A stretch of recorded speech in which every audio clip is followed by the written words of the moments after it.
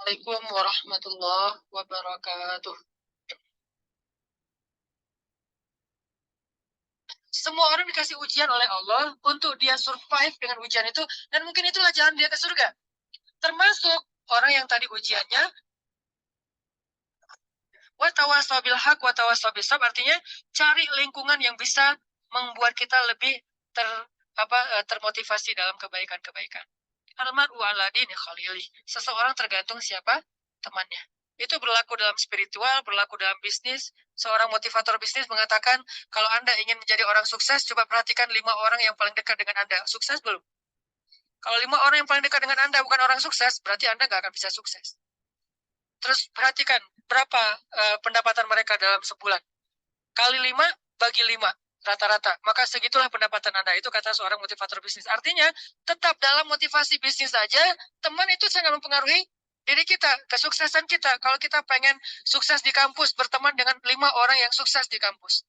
Pengen sukses dalam pernikahan, berteman dengan orang yang 5 nikah muda. Insya Allah nikah muda. Kalau 5-5-nya sama-sama Jovisa, ya wajar lah kita sampai sekarang masih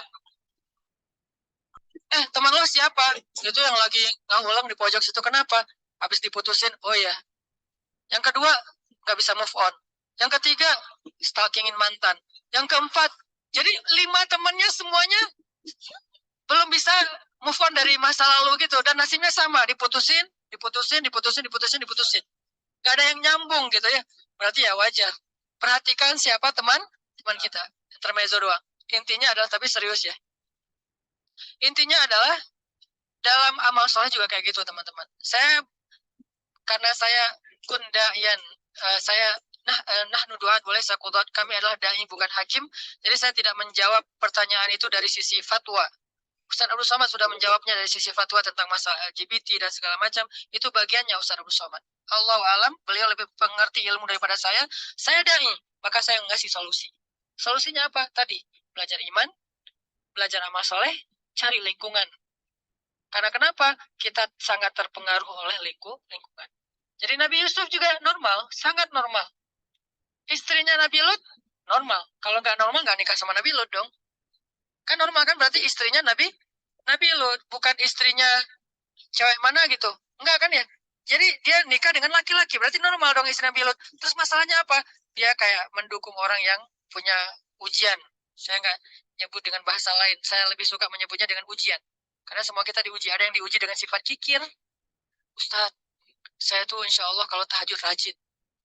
Kalau duha, alhamdulillah. Tapi kalau sedekah, kenapa ya? Agak-agak berhitung gitu, Ustadz. Kayak susah banget mau ngetik angkanya gitu, Ustadz. Kalau bisa nol semua, gitu. Nolnya sih banyak, tapi nggak ada angka satunya kan sama aja ya. Nol semua. Kayak susah banget mau ngasih. Ada orang kayak gitu, teman-teman. Ada yang kebalikan. Ustadz, saya tuh emang kalau insya Allah kalau sedekah saya jor-joran gitu. Tapi kalau disuruh puasa sunnah, kayak berat banget Ustadz. Boleh nggak Ustadz puasa Ramadan saya pakai kodok aja, saya pakai vidya aja. Nggak apa-apa, fikir vidyanya berapa Ustadz? Sekian genggam beras. Saya kasih 1 ton deh. Nggak bisa. Jadi ada orang yang diuji dengan sifat kikir, ada yang diuji dengan sifat malas, ada yang diuji dengan sifat baperan, suka cemburu yang berlebihan, suka curiga yang berlebihan dengan pasangannya. Kita setiap hari harus live Sherlock ya. Lo kemana aja gitu kan ketahuan gitu kan ya. Kayak super duper gitu kan. Terlalu posesif misalnya. Itu kan ujian ya. Ujian kalau laki-laki mungkin diuji dengan temperamen. Itu kan masalah dia yang dia harus coba beresin. Ustadz, saya tuh orangnya suka memberi. Saya tuh orangnya alhamdulillah tahajud. Saya tuh alhamdulillah tilawah. Tapi di jalan nggak bisa nahan diri untuk marah.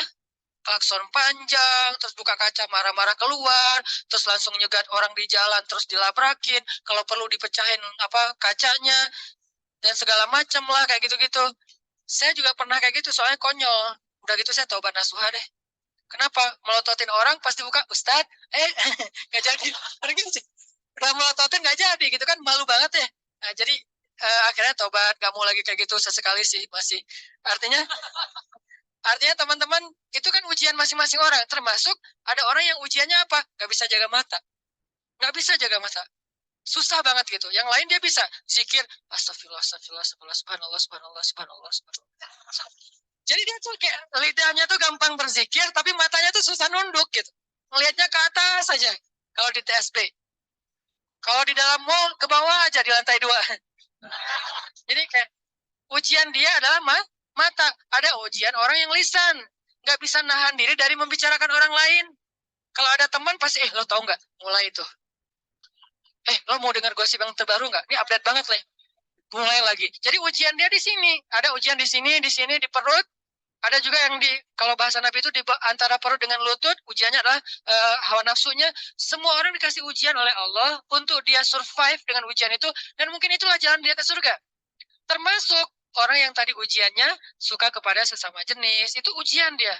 Saya nggak mau menjudge dengan istilah penyakit atau apa, itu bagian usaha yang lain. Buat saya, itu ujian buat teman-teman yang punya masalah ini. Coba kita beresin.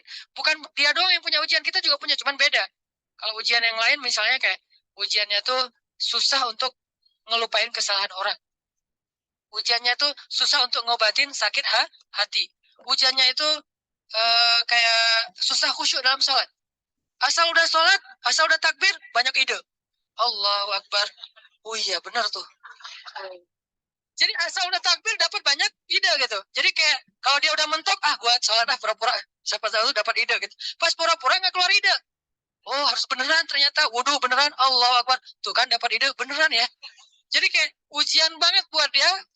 Sholat khusyuk itu semua orang diuji oleh Allah. Kan Allah menguji kita untuk melihat keseriusan kita dalam mendekati dia gitu. Makanya teman-teman yang punya ujian yang tadi saya sebutin, yuk illalladzina amanu, belajar iman. Belajar iman itu apa, Ustadz? Belajar iman itu bukan belajar wawasan, belajar ngerasain iman di sini nih. Cinta sama Allah, takut sama Allah, apalagi kalau udah sampai ketakut, ya udah punya benteng tuh. Sehingga ketika Umar bin Abdul Aziz pertama kali jadi khalifah, lalu dia kayak speech gitu, sambutan presiden baru gitu kan. Ketika dia speech, kalimat pertama yang keluar dari Umar bin Abdul Aziz apa? Inni akhafun nar. Saya takut kepada neraka. Itu kalimat pertamanya Umar bin Abdul Aziz ketika menjabat sebagai presiden. Takut kepada neraka. Itulah yang membuat dia nggak bisa tidur malam hari kecuali mau mencari tahu apa masalah rakyatnya. Itu yang membuat dia akhirnya mengeluarkan semua hartanya untuk kebutuhan rakyatnya. Sampai gelang-gelang istrinya diambil. Dia bilang kepada istrinya, yang aku atau gelang. Maksudnya gimana? Kalau kamu pilih aku, maka berikan gelang itu untuk rakyat.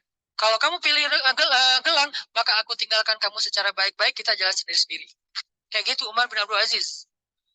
Jangan langsung dipraktekin ya. Karena Umar bin Abdul Aziz ngomong kayak gitu setelah mendidik istrinya sekian tahun. Dan istrinya juga bukan perempuan biasa.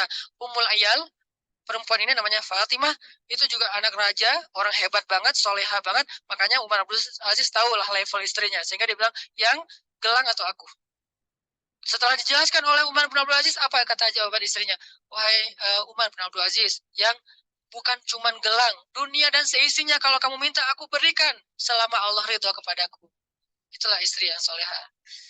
Berdoalah semoga kita diberikan makmum seperti istri Umar bin Aziz. Tapi kitanya harus jadi Umar bin Abdul Aziz. Jangan yang gelang atau aku. Buat apa? Mau beli motor baru. Nggak benar ya. Mau beli apa misalnya kayak kebutuhan kayak hawa nafsu kita doang. Jangan. Artinya itulah mereka. Karena takut kepada Allah, ketahan dari berbuat dosa. Umar bin Khattab juga kayak gitu. Karena takut kepada Allah, hanya gara-gara salah ngomong ke seorang nenek-nenek yang beragama Nasrani, itu kepikiran gak bisa tidur malam. Ada nenek-nenek datang ke Umar bin Khattab, bilang, ya Amirul Mukminin, udah jadi Amirul Mukminin, presiden. Ya Amirul Mukminin, saya ini nenek-nenek yang punya banyak utang. Nenek-nenek punya banyak utang. Gak sanggup bayar. Boleh nggak saya minta tolong dari Baitul Mal supaya saya bisa bayar hutang? Buat apa hutangnya, Nek? Kok banyak banget? Nenek kolektor barang-barang antik? Bukan. Saya itu hutang karena nggak punya keluarga yang menafkahi saya, sehingga saya berhutang, udah numpuk sekarang. Angkanya sih nggak gede, cuman buat seorang nenek-nenek yang nggak punya pekerjaan, besar. Akhirnya Umar mengambil dari Baitul Mal, dibayarin hutangnya. Nggak sengaja Umar ngelihat nenek-nenek ini pakai kalung salib. Umar baru tahu ternyata dia Nasrani, bukan Muslim. Akhirnya Umar nanya gini, Nenek udah ngeliat kan Islam kayak gimana? Ya, gimana menurut Nenek? Islam agama yang luar biasa. Kamu adalah seorang pemimpin yang adil. Saya respect banget dengan agama kamu. Nek, kenapa Nenek gak masuk Islam? Ngomong gitu. ya saya udah tua, udah nggak sanggup mikir yang kayak gitu-gitu, terlalu berat buat saya. Buat dia tuh ideologi itu berat. Perdebatan mana yang benar, mana yang salah berat. Ya udah, oh ya udah, pulang aja Umar. Sampai di rumah Umar kepikiran, astagfirullah ya Allah, apakah saya memaksa nenek itu masuk Islam gara-gara adegan tadi? Gimana nih kalau gitu memaksa berarti saya udah melanggar ayat la ikraha fiddin. Tidak boleh memaksa dalam urusan agama. Astagfirullah ya Allah, maafin saya nggak ada maksud, nggak sengaja. Lama dia kepikiran, malam nggak bisa tidur, bolak-balik nggak bisa tidur. Sampai ditanya sama istrinya Umar, Atika, ya Umar, kenapa kamu nggak bisa tidur? Ya Allah, ampuni saya, ampuni saya, ampuni saya. Dia nggak mau ngomong sama istrinya semalaman. Kenapa? Takut sama Allah. Besok dia datang kepada seorang sahabat yang paling bijaksana, Ali bin Abi Thalib. Ali itu paling bijaksana, luar biasa ilmunya. Ya, Abul Hasan panggilannya. Ali, gimana nih? Gimana emang ceritanya? Diceritain. Wahai Umar, kamu bermaksud memaksa? Tidak. Kalau gituin nama lama lu bin niat. Beneran? Beneran. Alhamdulillah gitu coba.